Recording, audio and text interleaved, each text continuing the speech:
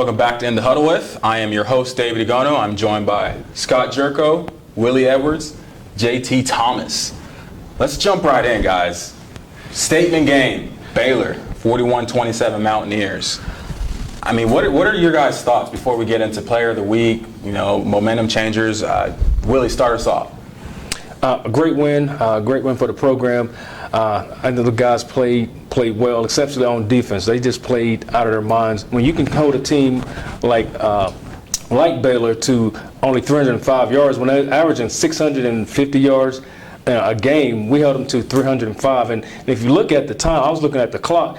In the second quarter, when they started, with 9 minutes left, they only had 70 yards of offense. Now, if you can hold a team like that to only 70 yards of offense, I mean, you must be doing a great job. That's giving them 2 extra possessions. I mean, it started off with the fumble and one play later, and they have a touchdown, and then have another interception, give them extra possessions against a team like that. Right. And our defense stepped up this game. Yeah. We call it bowing your back, and they did a great job of that. And we take in consideration that both of our starting corners were out of the game. And so now you to your backups now, and those guys came in and did a great job of defending that prolific offense that Baylor was supposed to have. And again, we cut their offense in half when you talk as far as yards. They had 650 typically coming into this game, 305. So hats off to their whole defensive staff and to the players. You guys did a great job. They were actually leading the Big 12 in rushing yards, and only when we held them to 95. It says something to our defensive linemen and our linebackers to step up and make Baylor a one-dimensional team. Usually when you say, let's make Baylor an air attack offense, you're like, what's any different than what they usually are, But, our defense played extremely well. Absolutely. We came in last week and we talked about, this potentially being a high-point basketball type game, because both teams had high-rated offense and we knew they could chuck the ball around. But our defense just came to play. I mean, I saw some interviews where the defense coordinator said, hey, Coach Gibby said, hey, we're going to go after these guys. And that's exactly what they did. They said they were going to be in cover 1 and cover 0 and play these guys and let our defensive front get after them. And that's exactly what we did. Guys played a hell of a game. So let's talk about Player of the Weeks. Players of the Week. JT, we'll start at the end. I'll start it off because, in fact, when I look at player of the week for this particular game, I look at a guy who changed the game in terms of seal the deal. And I thought Mario Alford and his catch going into the third quarter absolutely sealed the deal and shut the door on Baylor. So this week I'll give it to Mario Alford for that particular play because I thought that play really sealed the deal and our team went ahead and took it on in.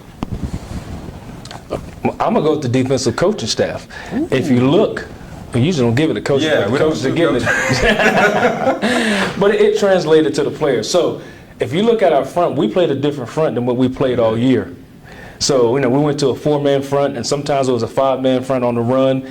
We played some stack, but that front that they played against Baylor, I think it messed them up. They couldn't run the ball, which you don't think of Baylor being able to run the ball, and Scotty mentioned it earlier, that they like to run the ball also to set up the pass. So our front played a great game. And then, again, going back to, our 2 corners, those are Ricky Rumpf and Icky Banks. Those guys did a great job. And even Dylan did a great job. KJ did a great job. And if you look in towards the third quarter, they took the free safety and they made him play the slot receiver. They put Carl Joseph in the middle, and they brought KJ Dillon off the edge a couple times. And I don't know, Shaq Riddick had a couple sacks. I mean, and like I said, that defense, for lack of a better term, was playing like the hair was on fire, and I loved it. Get after people. It says a lot for our depth on defense. This game did. I mean, coaches had those guys ready, and I may have told JT earlier, 22 guys recorded a tackle this game. Wow. 22 guys. Man. That hardly ever happens. That's impressive. Right? I mean, hats off to the defense, but my player of the game is Kevin White. I mean, he is just. Why would you pick Kevin White? I've got time. Unless somebody else pick this week. Hey, he's like a Michael Jordan, man. He can be the player of the game every game. He's the player of the game. I mean, Kevin White's just a man amongst boys out there. I mean, he is truly unstoppable against any man coverage. I mean, this is his 7th straight game, 100-plus yards. He had 8 receptions for 132 yards and 2 touchdowns. Right. I mean, the one-handed grab when he saw that was pass interference beforehand, that was pass interference, and he still caught it. He had 5 pass interference calls on him alone. If you give him those 5 receptions, he has over 200 yards again, and then everyone's picking Kevin White, not just me. You know what was so awesome about him, though? What he does in terms of how he places himself between the ball thrower, the quarterback, and the defender. They can't get around him. They can't get around the guy. And the guys just manhandle these guys who are trying to play him one-on-one. They can't do it. They can't do it. This guy is the best in the country right now. And West Virginia, I mean, we're exploiting people because we have a guy like Kevin White that we know we can go to. So, I mean, he's just doing an outstanding job. Right. And he's making the guys around him better. I mean, you keep concentrating on Kevin White. Next thing you know, here comes Mario Alford, and then you got a Jordy Thompson, and then hopefully a DeKill Shorts can come along and help us out, because now if you have a Kevin White, Mario Alford, and DeKill Shorts, and then a Jordy Thompson, you got 4 reliable receivers that you can throw the ball to. Now you can spread the field even more. And that opens up the running game. Yeah, which the running game showed up huge this past week. Yeah. My player of the week, honestly, Shaq Riddick. And maybe that goes to what Willie said as far as the defense playing well. One of the points that Scott has made repeatedly every week this season is that there's no movement. There's no pre-snap surprises. So the quarterback pretty much knows pre-snap where he should most likely go with the ball. I don't know if I saw a lot of movement pre-snap, but there was a lot of stunts and games on the defensive line. Golston was getting pressure. Shaq Riddick, I don't know what happened to Baylor. I mean, I'm not saying that like they weren't manhandled, but it's like they didn't want to block him when he came inside. But sort of to JT's point about Alford sealing the deal, I think the moment for me when I realized that the game might be over in a Mountaineers' favor is when Josh Lambert hit that field goal to end the half, and the camera zoomed in on him, and he was hooping and hollering, and I was like, I remember those teams. Right. I remember those teams. Those guys won it. Not just Kevin White, not just Clint Trickett, not just the big guys who have to do all the interviews every single week. Right. The guys, I mean, let's be honest. Kickers are always lowest on that's where they are. Right. Kickers are always lowest on the totem pole. If that guy is getting hyped and getting rowdy, this team came to fight, which we saw this week. Right, you look at the sidelines. I mean, those guys were. Everybody was in the game. It was a concert. Everybody was in. It was, like we said, everybody has to buy in to what's going on. And if everybody is in and everyone's going in the same direction, we'll be a tough team to beat. A big part of that was the crowd was into it. The game. Absolutely. Well, if you stuck your head inside Mountaineer Stadium, I mean, the decibel level was probably daggone near the Seattle Seahawks. Yeah, it was. I mean, it was. Thanks for the crowd coming out. I mean, players feed off of that. We've said that many times earlier before. 12th man. Yep. 12th But man. I'm also going to throw a shout out to Clint Trickett, who also had another 300+ yard game. Might as well. Hey, having the flu and to be able to lead the team like that, he gets a star. Right. Guys, just think about what it took for a guy like Clint Trickett to come off a year like he did last year and put a performance on like he has done this season. What kind of guy he has to be able to do that? You know what I mean? Not everybody can do something like that. He's a coach's kid. Yeah, that might be it. And speaking of coaches, we like to send a shout out to Coach Trickett down in Florida. We're praying for you and hoping you have a speedy return. Yes, Clint Trickett's dad suffered a heart attack game day while they were preparing for Notre Dame. So, like Willie said, our condolences and our prayers go down to the Trickett. Hats off to Clint to be able to play in a game like that, to know what has happened. Yeah. Oh, yeah. I mean, that takes some. Like you said, he's a coach's kid, and coaches, they prepare their kids for situations like that. Just your average 322-yard, 3-touchdown game. Yeah. Right. Yeah, nothing major. Look, well, let's talk about the offense now. So the offense. I mean, we're at a point now where, oh, by the way, Kevin White accounts for 200+ yards. Clint Trickett throws for his normal 350 yards. But for me, the most exciting part about the offense we've seen in the last 2 weeks, they are running on people now. They are running on people, and it's one of those things where you can't really game plan for them as much as other teams could at the beginning of the season. So, what else did you guys see this week against Baylor? We saw another guy step up. We saw another running back. Shell goes down. Dreamer Smith comes in, and he had a great game. So, we talked about our running backs earlier this year. We have, Dreamer Smith. You have Russell. You have Andrew Bowie. And, you got Smallwood. You got 4 guys that can carry the ball, and they've done it in different games, and they've stepped up and were the leading rushers in games. So, it's just one man goes down, next man steps up, and that's great for a team, especially, the type of offense we have. We get a lot of reps, a lot of plays. So you got to have bodies that you can switch in and switch out. So having capable backup players is a great situation for our offense. Well, with that team continuity in itself, we were concerned about that early in the year. Worrying about if these guys could play together. At this point in the process, these guys are really showing that they're really about their business. These guys are really coming together, stepping up, and playing unselfishly.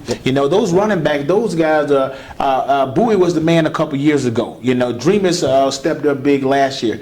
All those guys are willing to play their part. And when you got a team like that, guys, sky's the limits. Sky's are really the limit for a team like that. And I'm just really happy and real giddy about the West Virginia Mountaineers playing as well as they did. In fact, we kind of know that they could be the team. They just had to find their footing, and absolutely they found their footing this week.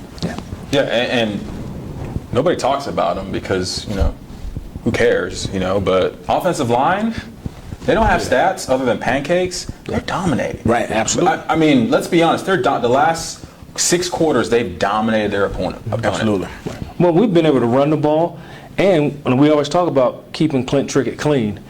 He got hit maybe twice on Saturday, which I think is good for him. He got to take a hit sooner or later. But our offensive line is doing a great job. I mean, like I say, they keep him clean off the ground. They give him time to throw the ball to Kevin White or Mario Alford. So hats off to the offensive line also. The only thing I'd like to throw in with the offense, we got to keep a hold of the ball a little bit better. I mean, Clint Trickett's got to know when he is in pressure, just tuck it, take a sack. It's okay. Throw it out. It's okay. Throw it away, whatever. And then penalties. And then we had 14 penalties for 138 yards. I mean, that can be crucial in a tight game. We just got to clean those up. And then I don't know if it was because that's the way the game was being called, because Baylor had unbelievable 240-something yards.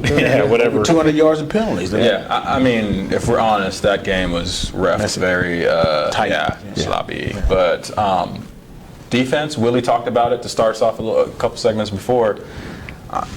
I mean, where is this defense going? At first, this was the major concern going into it. That's part of the reason why I would say earlier in the season we need to run the ball to protect the defense. Not because they're not good enough, but they're just not deep enough. Right.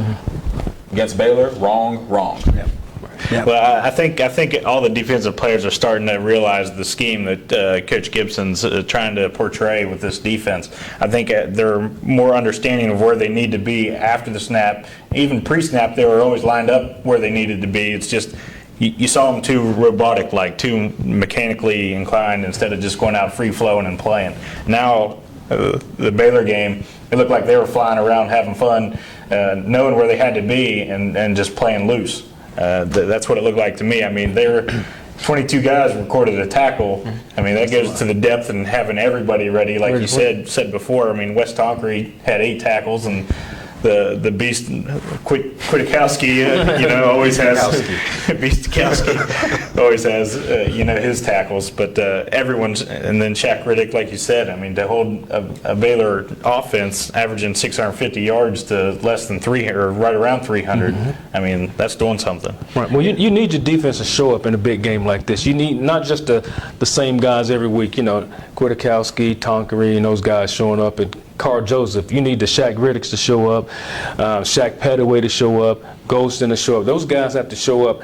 If we can all show up at the same time, our defense can be devastating. So my only concern right now is that, going into next week, you don't have a down that, we'll kind of get to that. Okay. We'll get to that. No, I mean, keep going. Well, we need to talk about special teams. Yes. Well, still let me just say this about one thing that I thought was really remarkable to watch is the fact that our secondary is certainly really young.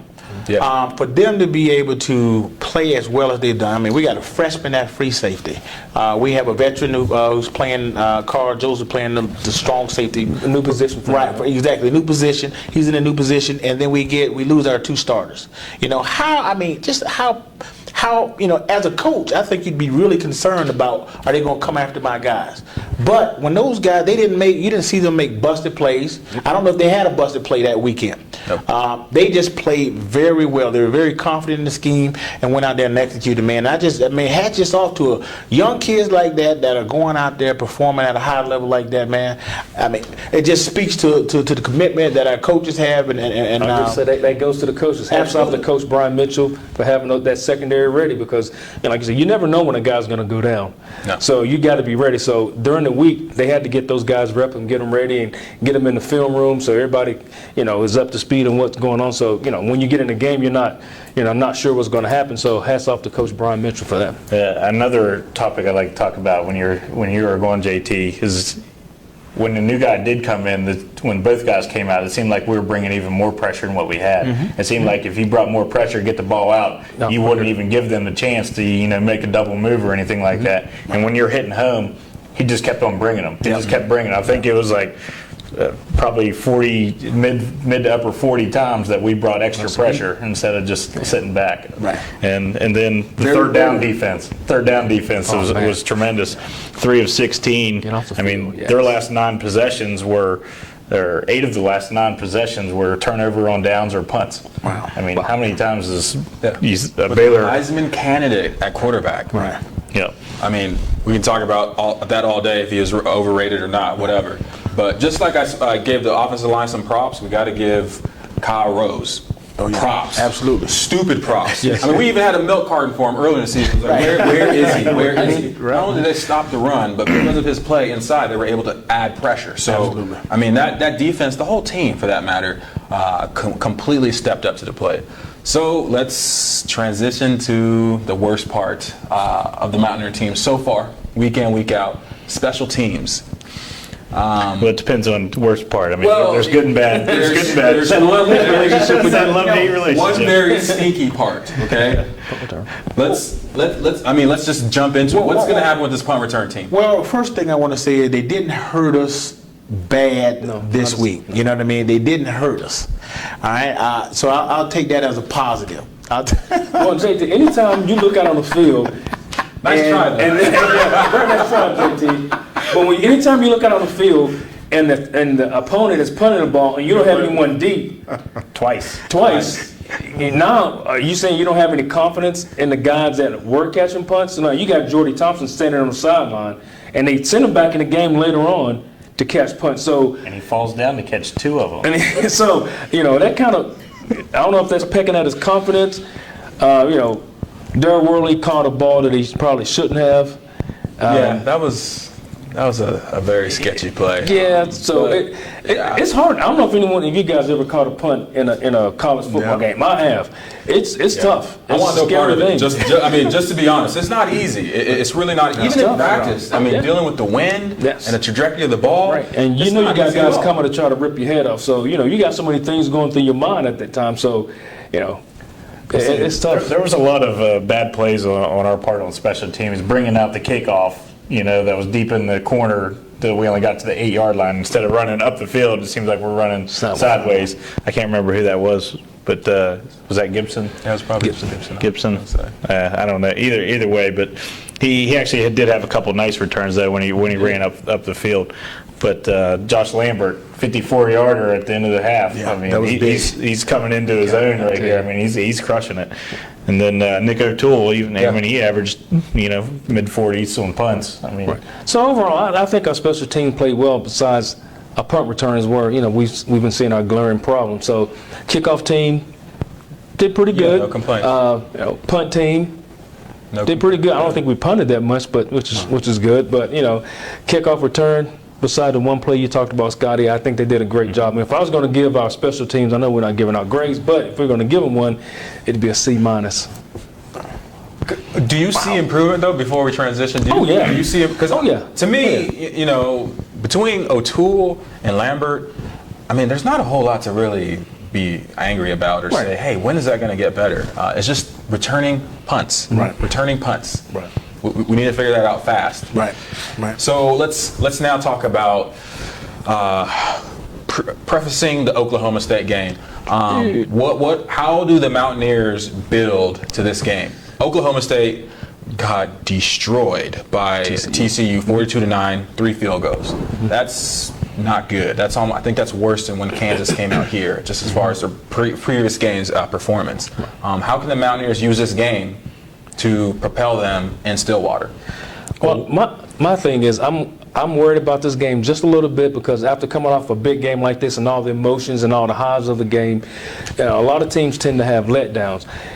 And we can't afford to have a letdown right now because of where we're playing. So I think the onus is on our coaching staff to keep these kids focused and keep them focused on what our long-term goals are. Our long-term goal is, to win the conference and, play in a major bowl. So, Oklahoma State is just the next roadblock for us to get to our ultimate goal. So, people talking about trap games. This was, I would say, be a letdown game. Like I said, coming off of a high of all the emotions. And, we played one of the best games we played. So you got everybody on campus going, hey, you guys did a great job. You guys are superstars. And, the coaches got to ground these guys, bring them back to the point where, look, guys, that was just one game. It's over with. We got to move to the next segment. Well, I still don't think it's going to be that hard to get up for this game. I mean, it's Oklahoma State. They were ranked all the way up until this week. Yeah. I mean, J.W. Walsh or Dax Garman, whoever's going to be the quarterback this weekend, or Desmond Rowan with the running back. I mean, he was averaging like 80 yards a game for him. Like you said, it's the Big 12. Right. I mean, every game is big. Right. I mean, there's no one that's truly a bad team. Right. Right. Going to Stillwater, man, it's just like coming to Morgantown, in terms of atmosphere. Anytime you go down there and play, we better come ready to fire all cannons. This is going to be a good game. I mean, I feel like the Mountaineers are hitting their stride, and I think we can go down there and be consistent. That's the key for us. Be consistent. Go out there and do more than what you're asked. That's kind of been the theme. Do your job. Stay within the framework of the program, and I think it'll work out for us, man. I feel real good about it. Continue playing with confidence. We saw it on Saturday. Like those guys had confidence across the field, across the board. Yeah. And even the second, you're looking at the second team corners that came in the game. Those guys out in the field, they were bouncing, had a little pep in their step. I'm thinking, wait a minute, you're a backup guy, but hey, obviously that week, those guys had, I think the defensive staff was telling those guys, nobody comes in our house and gonna kick us around. This is our house. We set the tone for what happens in here, and then it goes again back to our coaching staff. They did a great job preparing these kids for that situation, and they have to do it again for this next game. Well, I think it's going to be a little helpful for our defense too. When Coach Holgerson basically instilled that offense there, so he should have extra pointers for Coach Gibson to pass on how to stop the offense. Yeah. So I have a couple questions for you guys before we do predictions. First question, is Kevin White going to keep it up? Is he going to have – I mean, you look at it, and I wrote it down in my notes, told you guys, before we started taping. I mean, it's either like a 40-yard gain / touchdown or it's a penalty. Right. I mean, he doesn't even have to look around anymore. Right. So is Oklahoma going to figure out – because that's what we have to start talking about now. We're going into week 8, week 9, week 10. There's 10, 16 plus quarters of film, okay? Right. Is this going to keep going? Trickett's going to throw for his yards. Right. Is White going to still be the man? Absolutely. I mean, he's the 5th receiver in WVU history to get 1,000 yards, and he's got it through 7 games. I mean, that in itself is saying that he's legit, and our offense over winter and offseason have practiced together with their timing, knowing where they're going to be and where to go with the ball pre-snap even. I mean, Kevin White, though, he's unguardable.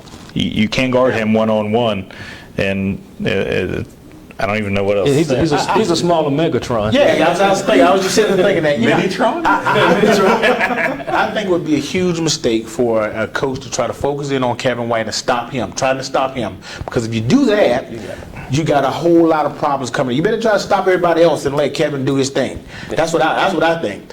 Because this kid is just a phenomenal kid. I mean, the Larry Fitzgerald type, the Megatron comparison, all that this kid is real. I mean, he is for real. The way he runs his route and positions himself to catch these balls, I mean, no one's doing that in NCAA football right now.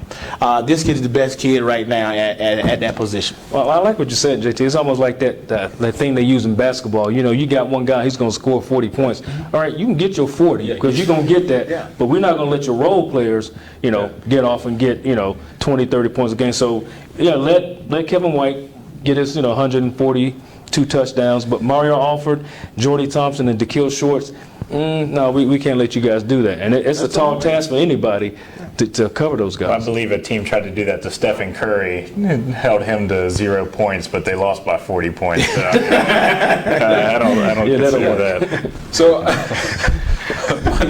nice basketball now. Hey, Scotty? Man, okay. So my next question, I mean, we have 4 or 5 running backs. Right. Who do you guys think is going to finish out the season as the lead back, the lead stallion? If Russell Shell is healthy, I believe he's the man. All three down back. I mean, he has the power to. I mean, he ran over that linebacker. And I think he hurt his toe or the next play or something like that. But he has the power. He has the vision. I mean, no knock on Dreamius, but I don't think his vision is quite there like we were talking about earlier. Right. Like Russell can cut back, and I think he has all the tools to be the man. Well, Dreamius, he reminds me of an I-back. Right. Get downhill and plant your foot and you get going. Go. Yeah, and Dreamius, like I said, might be the wrong offense for him, but we're glad to have him because he played great on Saturday. You look at Russell, he gets in there. We run zone, so those guys got to run and find hole and then get downhill. And I don't think that's Dreamius' style. And Smallwood can also do that. But again, I love Smallwood because he's versatile. The guy can play. He can play outside, inside, slot receiver, and play in the backfield. He probably could play corner if you put him out there. Maybe he should. Maybe he should return kicks. I never thought about that. You can't tell me that all these kids, all these skilled guys that we have on that team, one guy can't catch punts. I mean, we got to start doing some auditions and find I mean, obviously punts. they're not using Alford there for a reason. I don't know what it is, but maybe it's preservation. But there's a lot of guys that can possibly do that. JT. Right. Hey, I agree with what everybody said. I mean, in terms of we're just in a situation with our guys where I feel like we'll be able to do a lot of different things. In regard to the running back situation, Russell Shell's my guy. I mean, I thought he started off the season. I mean, how many games we started off scoring in the first drive? And it was usually him scoring or him putting us in a position to score, right? He is the guy. And if he comes back healthy, I think he'll finish up the season pretty well. Okay. Let's do predictions. We'll start out with JT in the hot seat. I will say West Virginia 28-14. I think this one's going to be. That's usually you. Give us more. We don't want the spread. What type of game is it going to be? I think it's going to be. Well, I think we'll be in control of the game. I think we'll be in control of the game, the majority of the game. I just think, Oklahoma State's down right now. We're confident. We feel very confident. I think we up by 2. Well, I think what we need to do is get out and get on them quick. Score quick and get on them and put doubt in their mind right away. And once it happens, just put a foot on their throat and choke them out until the eyes roll in the back of their head. So biased. That's the ideal situation. But I say we win by 14, maybe 17. See, I think this is going to be completely against my nature here, but it's really hard to win in the Big 12 on the road. They just got their teeth knocked in. They're going to come out fighting. I think we go down early, maybe even 3 scores, maybe 17-0. But I think it's going to. I think our team we've came back. I mean, I'm predicting 33-27. But did he say we're going to go down 3 scores? Yep. I'm okay with that because usually I down that guy. I'm just saying, like, He's the devil's advocate. Okay. This is. I mean, it's hard to win on the road. they're going to have a chip on their shoulder because they got knocked around last week. So you said we're going to have a letdown. No, I didn't say that. Well, if you're going to be 17 to nothing, if you're going to be down 17 to nothing, that's a letdown compared to what you had last week. Letdown's a loss. Hey, we take this very serious, y'all. Yes. Letdown's a loss. Let me come to Scotty's defense here. I agree 100% with you. I don't know about the score, but I think, honestly, might be one of those games of the seasons as far as just being almost a bloodbath. This game, I don't think it's going to be ugly. You know, I said the Texas Tech game was going to be ugly. I didn't think it was going to be like that, you know, as far as them getting up by that many points. But I think this is going to be a game where, honestly, you're going to see 300 yards in penalties. You're going to see a lot of emotion, which I like to see in this Mountaineer team because I haven't seen it up until the past couple of games. I don't want to do the score, but I want to say this game is going to be in the 30s, and it's going to come down to the last 2 drives for each team. And I don't see the Mountaineer. I mean, just the past 2 weeks, they've been in sync. They've been clicking. I don't see them losing it, but this is going to be a game where, you know, don't read too much into the TCU game. This is going to be a fight. This is going to be a fight in an alley. And we beat them last year when we weren't supposed to, and It's a revenge game I for think them. it's a revenge game for See, them. the difference is, guys, today is my birthday. and I get to blow out the candle. So as long as I wish for what I want to wish for, bam, we got it. There you go. What are you going to do with that? I can't do anything with that. I can't do anything with Blow all that smoke. that. Just throw it to Kevin White. That's all I'm doing. That's everything. Offensive scored in all but one quarter this year in every game. Yeah. Had to throw that stat out there. Yeah, I think it's going to be one of the more entertaining games. I say that, and then, you know, I don't want to see 58-61. I don't. Because one thing I will say with the Baylor, they looked gassed midway through the third quarter, and they should be. They played Lord knows how many snaps, and they went up and down the field with TCU. So for us, like Willie said, this is sort of it's not a letdown, but they need to be emotionally aware and step into this game and punch first. Punch first. Last thoughts? I mean, just throw it to Kevin White. When in doubt, throw it. Well, thank you again for joining us, and check back with the dpost.com for more updates.